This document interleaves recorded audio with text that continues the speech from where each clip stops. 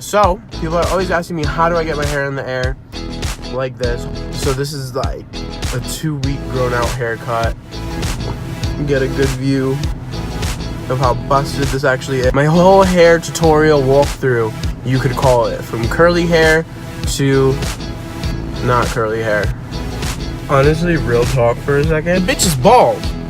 I'm bald. I'm a little mad. I'm working on my own beard shape up. I gave myself a nice beautiful slice. 2 products that I use. It's even a leave-in spray, conditions and detangles. It's really good, especially if you have like super curly hair.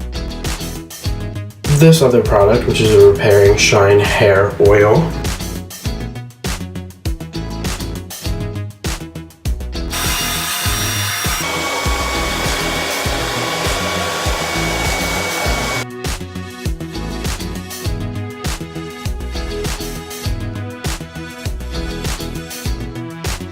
Another look, another view. This is my cup. Got a hair straightener. It's a little old. Thing is, it's just about a ½ inch. And then I take chunk by chunk.